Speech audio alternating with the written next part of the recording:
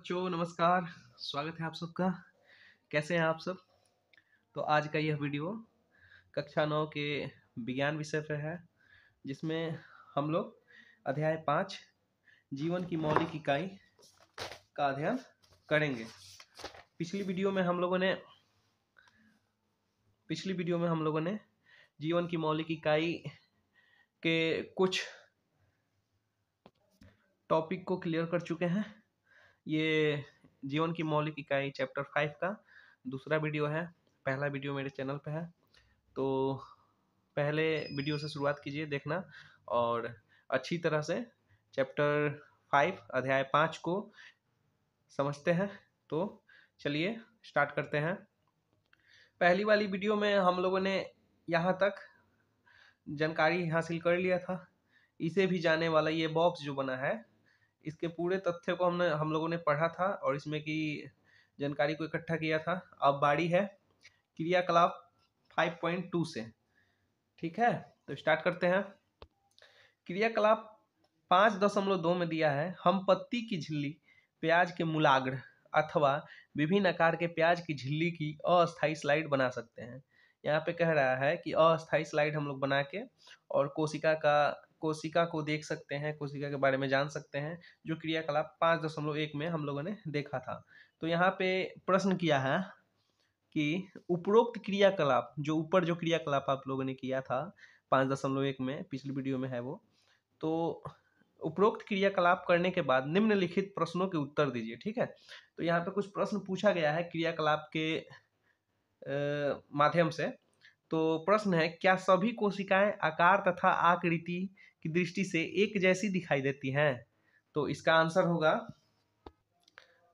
प्रश्न और आंसर हमने दोनों पहले से लिख के रखा है, क्योंकि वीडियो ज़्यादा बड़ा ना हो। वीडियो बड़ा होता है तो बोरिंग होने लगता है, इसलिए पहले से ही लिखा हुआ है। तो क्रियाकलाप 5.2 का पहला प्रश्न है, क्या सभी कोशिकाएं आकार तथा आकृति की दृष्टि से एक जैसी दिखाई देती हैं? तो हम लोग अगर कोई ऐसा सवाल पूछे तो उसको डायरेक्ट बोलेंगे नहीं, ऐसा नहीं है।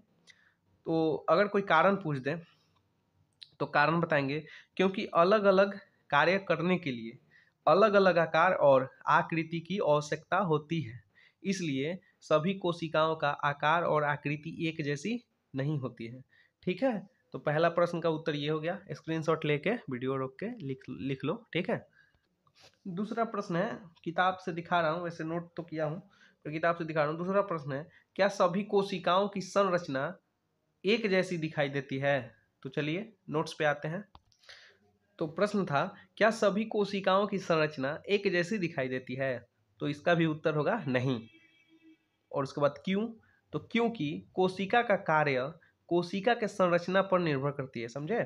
कोशिका का जो काम है कोशिका के संरचना पर ही निर्भर करती है। संरचना ही तय करता है, या कार्य ही तय करता है संरचना, और संरचना ही तय करता है कार्य को। इसलिए क्योंकि कोशिका का कार्य कोशिका के संरचना पर निर्भर करती है, इसलिए अलग अलग संरचना वाली कोशिकाएं अलग अलग प्रकार के कार्य करती हैं। क्या सभी कोशिकाओं की संरचना एक जैसी दिखाई देती है? तो उत्तर होगा नहीं, क्योंकि अलग अलग संरचना वाली कोशिकाएं अलग अलग प्रकार के कार्य करती हैं, इसलिए सभी कोशिकाएं एक जैसी संरचना की नहीं दिखाई देती है। तो ये हो गया 2 नंबर क्वेश्चन का आंसर, जो क्रियाकलाप 5.2 के और 5.1 के थ्रू से पूछा है। ठीक है, तो अब अगला प्रश्न देखते हैं, स्क्रीनशॉट ले लीजिएगा। अगला प्रश्न है, थोड़ा सा जूम कर देते हैं। ठीक है, थोड़ा सा जूम किया। अगला प्रश्न है 3 नंबर, क्या पादप कोशिका या क्या पादप के विभिन्न भागों में पाई जाने वाली कोशिकाओं में कोई अंतर है? पूछ रहा है कि पादप मतलब पेड़ पौधे में पाई जाने वाली अलग अलग भागों में, जैसे तना, पत्ती, जड़ और डाल, ये सब जो है उसमें जो पाई जाती हैं कोशिकाएं, उनमें कोई अंतर होता है? मतलब तना में पाई जाने वाली कोशिका और डाल में पाई जाने वाली कोशिका, पत्ती में पाई जाने वाली कोशिका और जड़ों में पाई जाने वाली कोशिका में अंतर है कि वो एक ही समान है?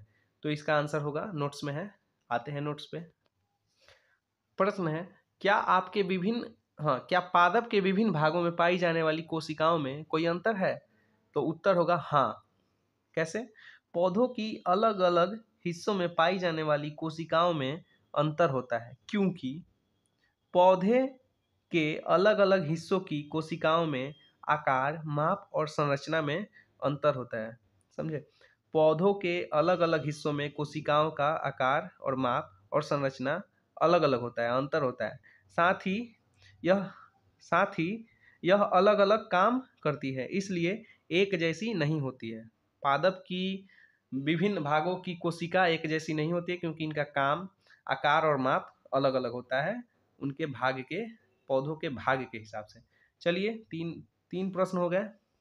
चौथा प्रश्न किताब में दिया है क्रियाकलाप के हिसाब से, हमें कोशिकाओं में क्या समानता दिखाई देती है। पूछा है कि हमें कोशिकाओं में क्या समानता दिखाई देती है। इसका आंसर नोट डाउन नहीं किया है, तो ऐसे ही बता देता हूँ कि कोशिकाओं में समानता यही दिखाई देती है कि कोशिका किसी भी जीव जंतु का हो, पादप का हो, उसमें जो उपस्थित कोशिकांग जो होते हैं, जो कोशिका की मूलभूत इकाई होती है, जैसे हमारे जीवन की मूलभूत इकाई कोशिका है, वैसे ही कोशिका के मूलभूत जो अंग है उन्हें कोशिकांग कहा जाता है, वो एक समान होते हैं सभी कोशिकाओं में। ठीक है, तो आगे बढ़ते हैं किताब पे।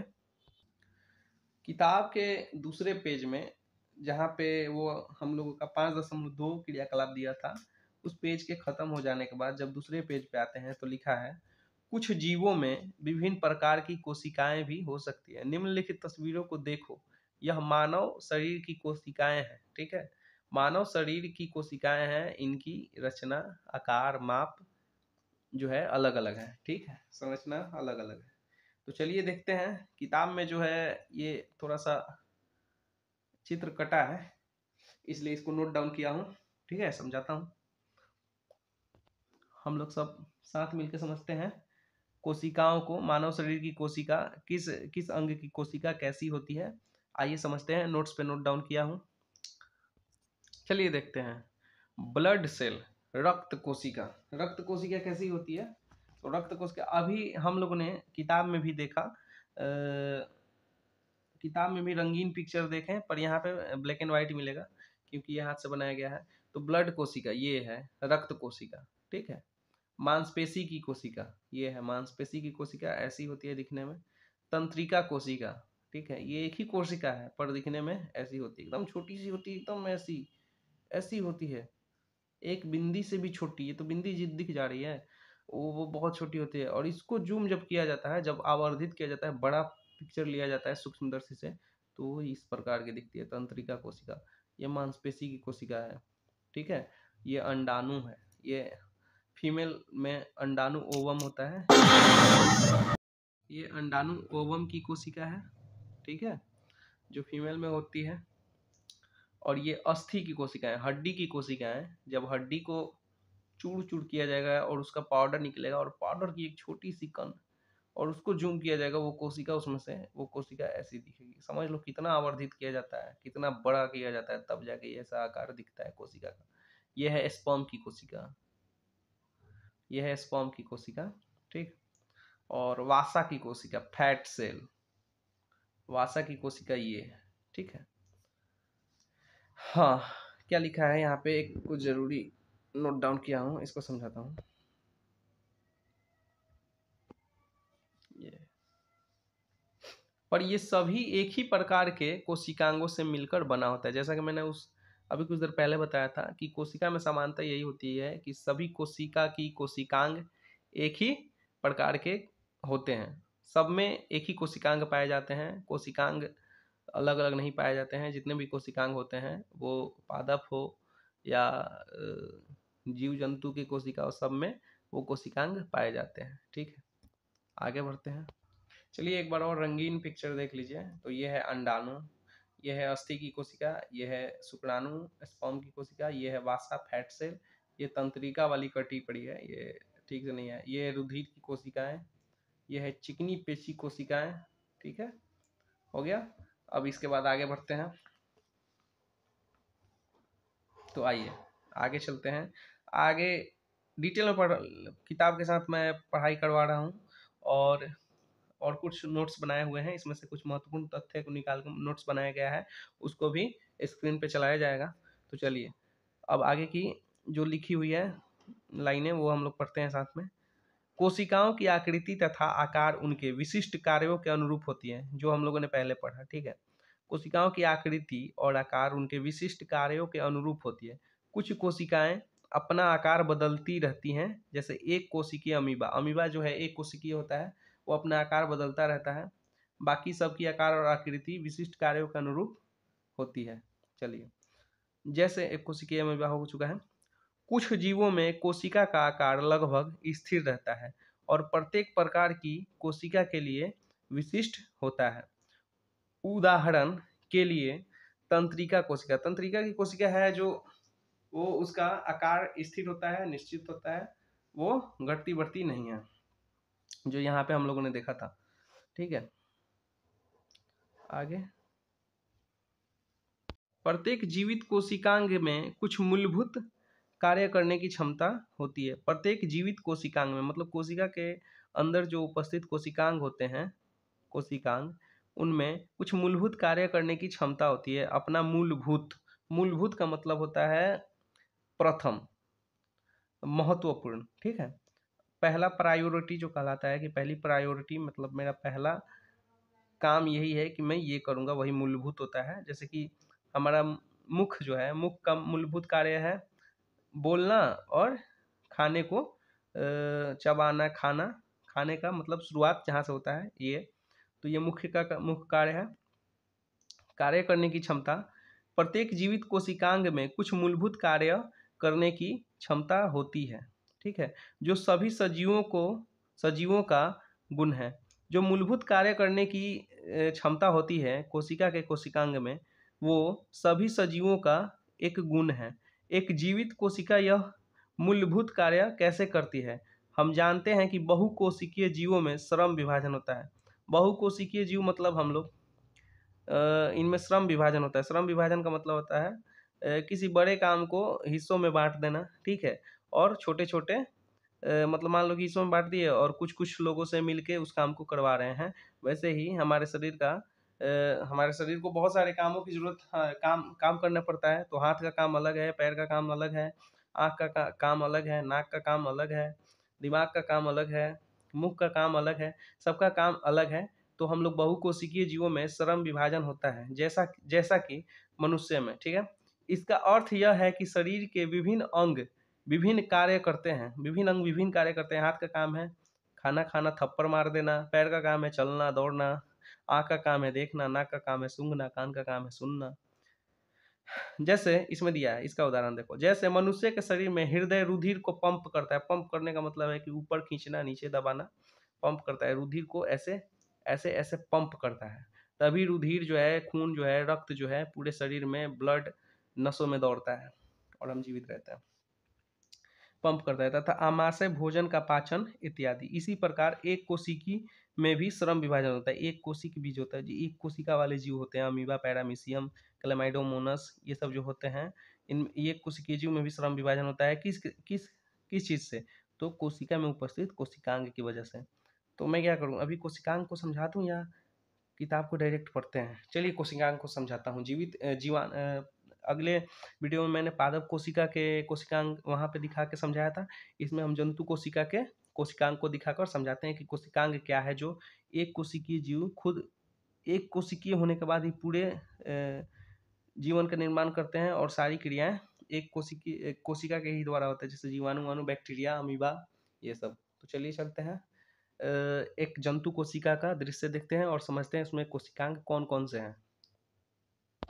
ये है एक जंतु कोशिका, एकदम सी, जैसे कि हम लोग का ये हाथ है, यहाँ से ऐसे सुई से ऐसे करेंगे तो सुई पे जो थोड़ा सा आएगा ना, थोड़ा सा, उसमें लाखों कोशिकाएं आएंगी। उस लाखों कोशिकाओं में से एक कोशिका निकाले और उसको ऐसे जूम किए, आवर्धित किए, तो वो ऐसा दिखता है। ये है एक जंतु कोशिका, ठीक है। और इस कोशिका, ये एक जंतु कोशिका है छोटी सी। और कुछ कुछ जीव जो हैं एक ही कोशिका से जीवित रहते हैं। हम लोगों में कितनी करोड़ों अरबों कोशिका बनी है, मिलके एक ऊतक बनाती है। ऊतक से पूरे शरीर का अंग का निर्माण होता है, अंग से पूरे शरीर का निर्माण होता है। और कुछ कुछ जीव जो हैं, जो यहाँ से ऐसे निकालने पे लाखों कोशिकाएं निकली, उसमें से एक कोशिका को ऐसे जूम करने पर ऐसा दिखता है, उसी एक कोशिका से जीवित होते हैं। तो उनका श्रम विभाजन होता है किसके द्वारा? तो उसमें उपस्थित कोशिकांग के द्वारा, ठीक है। तो कोशिकांग क्या है, तो चलिए देखते हैं, इसको थोड़ा सा जूम करते हैं। तो कोशिकांग जो है, कोशिका के अंदर उपस्थित अंग को कोशिकांग कहा जाता है। ठीक है, तो कोशिकांग में देखिए क्या क्या होता है। ये है केंद्रक, सबसे इंपॉर्टेंट केंद्रक। ठीक है, इसके बारे में पढ़ा जाएगा। ये है केंद्रीय झिल्ली, केंद्रक की झिल्ली। चिकनी अंतःद्रवी जालिका, ये सब जालिका है, ये सब कोशिकांग है। इसके बारे में अभी ही डिटेल में बताऊंगा तो थोड़ा बाउंस करेगा। तो चलिए हम लोग शुरू से उधर से पढ़ेंगे, बस हम दिखा रहे हैं कि कोशिका के अंदर कोशिकांग कौन कौन से है। ये छोटी सी कोशिका, गाल्जी उपकरण, प्लाज्मा झिल्ली, ठीक है, तारक केंद्रक, ये ठीक, लाइसोसोम, राइबोसोम, इन लोगों का नाम आप लोगों ने सुना होगा। चलिए, माइट्रोकॉन्ड्रिया, खुरदरी अंतःद्रवी जालिका, कोशिका द्रव, ये द्रव है, यही कोशिका द्रव कोशिकांगों को अपनी जगह बनाए रखने में मदद करती है। नहीं तो क्या होगा, कैसे हम लोग कोई अगर बॉक्स खरीदते हैं उसमें अंदर फोन रहता है या टीवी रहता है या फ्रिज, वो कैसे फोम के द्वारा उसको प्रोटेक्ट किया जाता है कि वो टूटे फूटे ना, उसी की तरह ये कोशिका द्रव इसमें भरा रहता है कि ये सब आपस में लड़े ना, नहीं तो गड़बड़ हो जाएगा, शरीर नष्ट हो जाएगा। चलिए चलते हैं हम अपने पिछले पेज पे। तो हम लोग कहाँ थे, एक कोशिकीय में भी श्रम विभाजन होता है। ठीक है, मतलब एक कोशिका से जो पूरा जीव बना है, जीवाणु, बैक्टीरिया, अमीबा, पैरामीशियम, कैलामाइडोमोनास, ये सब जो है उनसे जो जीव बना है उनमें भी श्रम विभाजन होता है। किनके द्वारा, तो कोशिकांग के द्वारा। ये सब लिखते रहना, अगर जो मैं बोल रहा हूँ तो लिख लीजिएगा तो ठीक रहेगा, नहीं तो किताब से लिख लीजिएगा। वास्तव में ऐसी प्रत्येक कोशिका में कुछ विशिष्ट घटक होते हैं जिन्हें कोशिकांग कहा जाता है। वही कोशिकांग जो मैंने अभी दिखाया, माइटोकॉन्ड्रिया, राइबोसोम, लाइसोसोम, केंद्रक, कोशिका द्रव से जो, जैसे कोशिका में नए पदार्थ का निर्माण, जैसे कोशिका में नए पदार्थ का निर्माण और अपशिष्ट पदार्थों का निष्कासन, मतलब नए पदार्थ का निर्माण करना और जो कचरा है उसका निष्कासन करना आदि इत्यादि। ठीक है, ये कोशिकांग का काम है। चलिए नेक्स्ट टॉपिक पे आते हैं। इन कोशिकांगों के कारण ही एक कोशिका जीवित रहती है। कोशिकांग के अपना दिनचर्या जो होता है, जो उनका काम होता है, मूलभूत जो काम होता है, वही काम और वो चक्र चलता रहता है और वही कोशिकांग के कारण कोशिका जीवित रहती है। अगर कोशिका मर गई तो शरीर मर गया, वहाँ कुछ महसूस ही नहीं होगा। तो कोशिकांग के कारण ही कोशिका जीवित रहती है और कोशिका के कारण हमारा शरीर बना है, ऊतक ऊतक बना है, ऊतक से अंग बना है और उसे अपने सभी कार्य करती है। यह कोशिकांग मिलकर एक मूलभूत इकाई बनाती है जिसे कोशिका कहते हैं। यह बड़ा रुचिकर है कि सभी कोशिकाओं में एक ही प्रकार के कोशिकांग होते हैं। इसमें कोई फर्क नहीं पड़ता कि उसके कार्य क्या हैं अथवा वे किस जीव में पाई जाती। कोशिका किसी भी जीव में पाई जाए, अगर जीवित कोशिका है तो उनमें एक जैसे ही कोशिकांग पाए जाएंगे। ठीक है, अब यहाँ पे दो प्रश्न है। ठीक है, दोनों प्रश्नों को हल करेंगे बढ़िया से। दोस्तों, बच्चों अगर अच्छा लगा, क्लास अच्छा लगे तो लाइक और सब्सक्राइब करना, क्योंकि नया चैनल है, सपोर्ट करना भाई। ठीक है, ऐसे ही वीडियो आता रहेगा चैनल पे और अच्छे से पढ़ाई करना है। नाइन्थ क्लास जो है जनवरी से स्टार्ट ही होगा, तो मैं रोज एक एक वीडियो साइंस और मैथ की डालूंगा और आप लोग बोलिएगा तो सोशल साइंस का भी डालेंगे, तो कमेंट कीजिएगा। ठीक है, तो चलिए चलते हैं, ये प्रश्न दोनों प्रश्न हल करते हैं बढ़िया से। एकदम हड़बड़ाना नहीं है, वीडियो लंबा हो जाए या इस चैप्टर का वीडियो 2-4 बन जाए कोई दिक्कत नहीं है, प्लेलिस्ट बनेगा, आराम से देख के और पढ़ाई करते रहिए बढ़िया से। ठीक है, अभी पढ़िएगा तो आगे चल के बहुत फायदा होने वाला है। ये बातें छोटी हैं पर बहुत ही गहरी है भाई। पहला प्रश्न है, इसको लिखवाने की जरूरत नहीं है नोट्स में।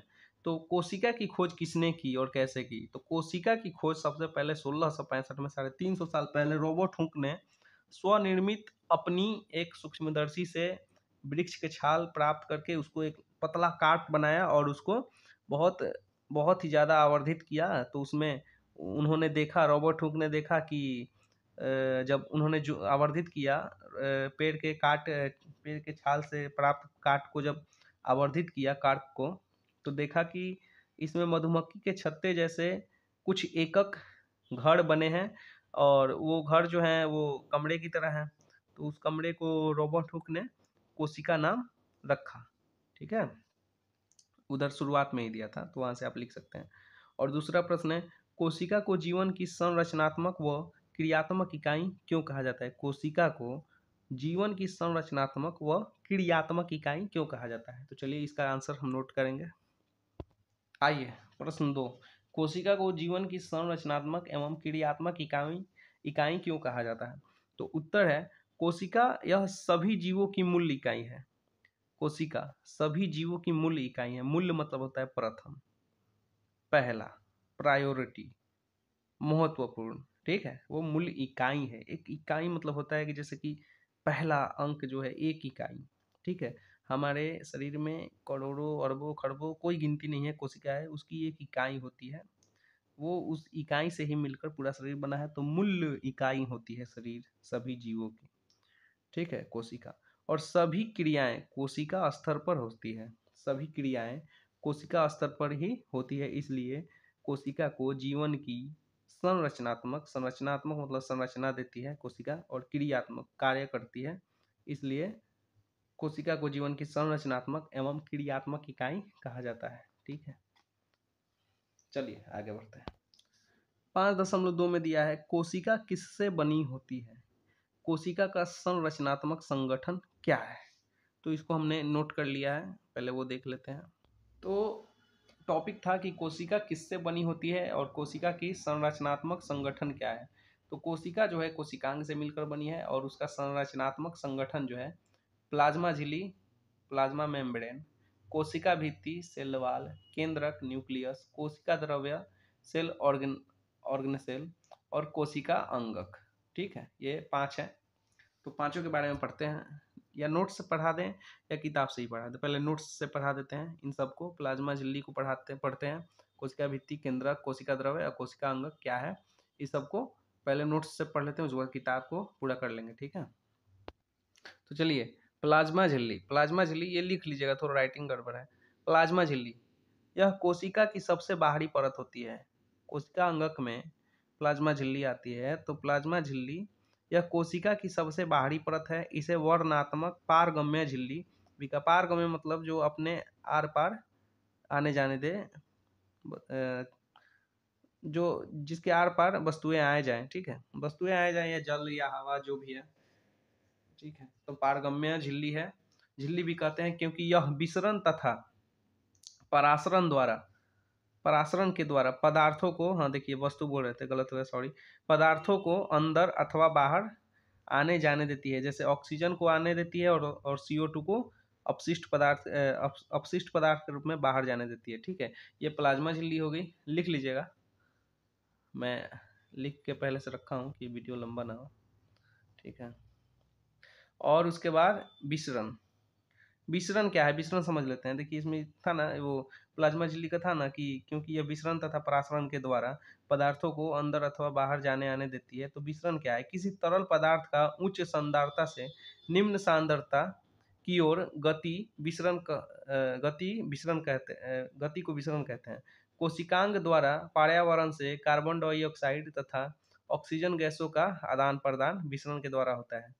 सेंट का हवा में बिखर बिखर जाना, ठीक है। स्वादिष्ट भोजन की सुगंध दूर से ही प्राप्त हो जाता है, क्यों, विसरण के द्वारा। तो विसरण क्या है, जैसे कि देखिए मान लीजिए कि सेंट की शीशी में सेंट बहुत सारा भरा पड़ा है, ठीक है। सेंट को ऐसे हम लोग किए तो सेंट एक जगह एकत्रित होगा, ठीक है। तो वहां पे ज्यादा सेंट की मात्रा ज्यादा हो जाएगी, तो वो सेंट की मात्रा ज्यादा से कम की ओर भागेगी, ठीक है। वही फैलती है, और फैलने को ही इसी को विसरण कहते हैं, ठीक है। और स्वादिष्ट भोजन जब गर्म किया जाता है, जब गर्म किया जाता है भोजन को, तो उसके अणुओं में तेजी आ जाती है, और तेजी आने के कारण वो हवा में तेजी से गति करने लगते हैं, तो ये फैलते हैं। फैलने की क्रिया विसरण कहलाती है, ठीक है। अब परासरण को भी समझ लेते हैं, क्योंकि परासरण और विसरण यहाँ पे प्लाज्मा झिल्ली में आया है, दो शब्द, दोनों शब्द को समझते हैं, ठीक है। थोड़ा सा जूम आउट करते हैं। परासरण, जब जल के अणुओं की गति वर्णात्मक पारगम्य झिल्ली के द्वारा उच्च सांद्रता से निम्न सांद्रता की ओर हो, तो उसे परा देखो, विसरण क्या है, जो गैसों में होता है, और परासरण क्या है, जो द्रव में होता है, और हाँ द्रव में होता है, ठीक है। तो जब जल उच्च सांद्रता से निम्न सांद्रता की ओर जाती है, तो उसे परासरण कहते हैं। द्रव पदार्थों का कोशिका के अंदर तथा बाहर आदान प्रदान होना, ये परासरण है, ठीक है। जैसे किशमिश को पानी में भिगोने पर वो फूल जाता है, क्योंकि वो जो जल की मात्रा जो है बाहर किशमिश की से बाहर की मात्रा के से ज़्यादा होती है, तो किशमिश क्या करता है कि अपने अंदर जल को सोख लेता है, सोखने के कारण फूल जाता है, तो वही परासरण है। ठीक है, अंदर चला जाता है। अब आइए कोशिकांग में, कोशिका झिल्ली का लचीलापन एकक कोशिकीय जीव में कोशिका के बाह्य पर्यावरण से अपना भोजन तथा अन्य पदार्थ पदार्थ ग्रहण में सहायता करता है। ऐसी प्रक्रिया एंडोसाइटोसिस कहा जाता है। ठीक है, अब आइए कोशिका भित्ति।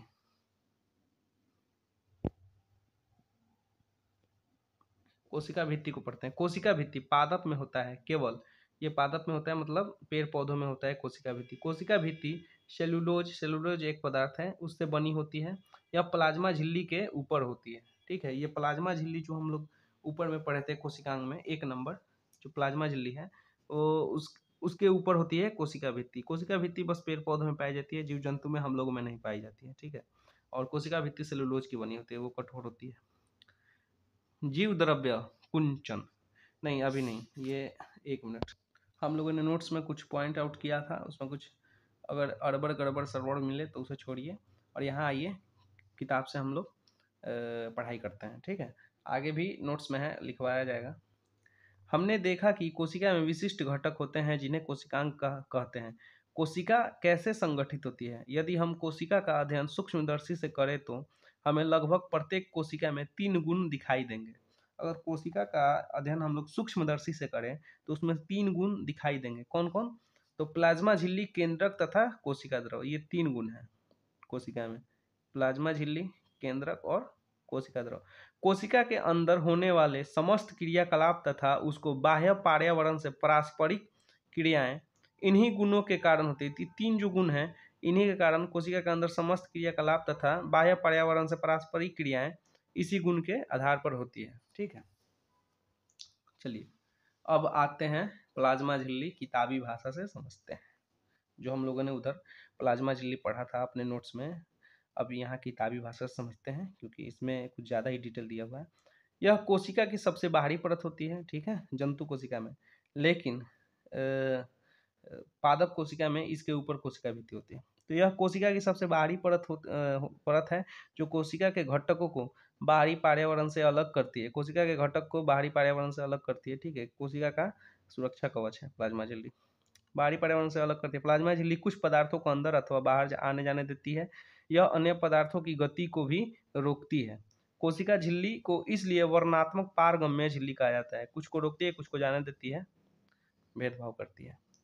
कोशिका में पदार्थ की गति कैसे होती है, पूछ रहा है यहाँ पे, पूछा है कोशिका में पदार्थ की गति कैसे होती है, पदार्थ कोशिका से बाहर कैसे आते हैं। ठीक है, तो चलिए, कुछ पदार्थ जैसे कार्बन डाइऑक्साइड तथा ऑक्सीजन कोशिका झिल्ली के आर पार विसरण प्रक्रिया, वही जो उच्च सांद्रता से निम्न सांद्रता की ओर गैसों का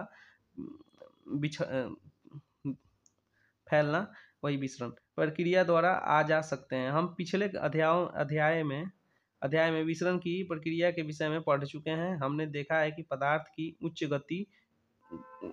की गति उच्च सांद्रता से निम्न सांद्रता की ओर होती है। सांद्रता मतलब घनत्व टाइप का होता है। कुछ इसी प्रकार की प्रक्रिया कोशिका में होती है। उदाहरण के लिए जब कुछ पदार्थ जैसे CO2 कोशिका में एकत्र हो जाती है, कार्बन डाइऑक्साइड एकत्र हो जाती है, तो उसकी सांद्रता बढ़ जाती है। सांद्रता बढ़ने के बाद कोशिका के बाह्य पर्यावरण में कार्बन डाइऑक्साइड की सांद्रता कोशिका में स्थित कार्बन डाइऑक्साइड की सांद्रता की अपेक्षा कम हो जाती है। जैसे ही कोशिका के अंदर और बाहर कार्बन डाइऑक्साइड की सांद्रता में अंतर आता है, उसी समय उच्च सांद्रता से निम्न सांद्रता की ओर विसरण द्वारा कोशिका से कार्बन डाइऑक्साइड बाहर निकल जाता है। समझे? जब कोशिका में कार्बन डाइऑक्साइड की मात्रा बाहरी पर्यावरण में उपस्थित कार्बन डाइऑक्साइड की मात्रा से ज़्यादा होती है तो कोशिका से कार्बन डाइऑक्साइड रिलीज हो जाती है। यहाँ कोष्टक में दिया था, जो एक कोशिकीय अपशिष्ट है और उसका निष्कासन आवश्यक है। एक कोशिकीय अपशिष्ट है। कोशिकीय अपशिष्ट क्या है? तो कार्बन डाइऑक्साइड। कोई पूछेगा कि कोशिकीय अपशिष्ट क्या है, मतलब कोशिका का कचरा क्या है? तो कार्बन डाइऑक्साइड है, जो कोशिका बाहर निकालती है गैस के रूप में। ठीक है, यहाँ तक हो गया। इसी प्रकार जब कोशिका में ऑक्सीजन की सांद्रता कम होती है तो ऑक्सीजन बाहर से कोशिका में विसरण द्वारा अंदर चली जाती है। विसरण द्वारा ऑक्सीजन अंदर चली जाती है। जब कमी होती है कोशिका में तो बाहरी पर्यावरण से अंदर चली जाती है। कोशिका में ऑक्सीजन की मात्रा बनाए रखनी पड़ती है। कोशिका के लिए ऑक्सीजन, शरीर के लिए ऑक्सीजन बहुत ही जरूरी है। चलिए, अतः कोशिका तथा बाह्य पर्यावरण में गैसों के आदान प्रदान में विसरण एक महत्वपूर्ण भूमिका निभाती है। अब चलिए कोई क्वेश्चन आ जाए कि बाह्य पर्यावरण और कोशिका में गैसों के आदान प्रदान के लिए महत्वपूर्ण भूमिका क्या है, तो विसरण है। ये नोट कर लीजिएगा, जो मैंने अभी बोला है ये आता है क्वेश्चन। विसरण द्वारा ही गैसों का आदान प्रदान होता रहता है कोशिका और बाह्य पर्यावरण के बीच। जल भी विसरण के नियमों के अनुकूल व्यवहार करता है। जल के अणुओं की गति जब विभेदक वर्णात्मक पारगम्य झिल्ली द्वारा हो तो उसे परासरण कहते हैं। पारगम्य झिल्ली द्वारा जब जल का कोशिका में अंदर बाहर होना, वो परासरण द्वारा होता है। परासरण और विसरण में यही अंतर है कि परासरण में तरल पदार्थ उच्च सांद्रता से निम्न सांद्रता की ओर जाती है, और विसरण में गैसीय पदार्थ उच्च सांद्रता से निम्न सांद्रता की ओर जाती है। ठीक है, प्लाज्मा झिल्ली से कहाँ थे, यदि हम किसी जंतु कोशिका अथवा पादप कोशिका को शक्कर अथवा नमक के विलयन में रखें तो क्या होगा। निम्नलिखित 3 घटनाओं में से एक घटना हो सकती है। यदि कोशिका को तनु विलयन वाले माध्यम में अर्थात जल में शक्कर अथवा नमक की मात्रा कम हो और जल की मात्रा ज़्यादा है में रखा गया है तो जल परासरण विधि द्वारा कोशिका के अंदर चला जाएगा।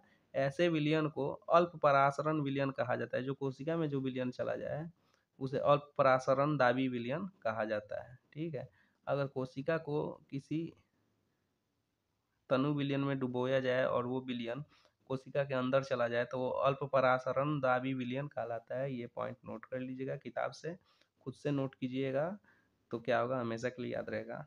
ठीक है, तो अब इस वीडियो को यहीं पे समाप्त करते हैं क्योंकि वीडियो लंबा हो रहा है, क्योंकि पूरे किताब को डिटेल में पढ़ाया जा रहा है, ना कि नोट्स के बदले नोट्स दे देके। ठीक है, तो ऐसा क्या होगा कि वीडियो रिकॉर्डेड है, अगर किसी के पास बुक नहीं है या कोई कॉम्पिटिटिव लेवल का तैयारी कर रहा है तो इसमें से टॉपिक अपना नोट कर सकता है और कोशिका से आने वाले सारे क्वेश्चन को एग्जाम में धुआं धुआं कर देगा। ठीक है, चलिए मिलते हैं अगले वीडियो में। कोशिका के नेक्स्ट आधे नहीं, कोशिका के नेक्स्ट वीडियो जो बनेगा पार्ट 3, उसमें मिलते हैं। तब तक के लिए गुड बाय। चैनल को लाइक कर दीजिएगा, चैनल को सब्सक्राइब कर दीजिएगा और लाइक कर दीजिएगा वीडियो को, और शेयर कर दीजिएगा जो आपके साथी होंगे पढ़ने वाले 9th में उनको।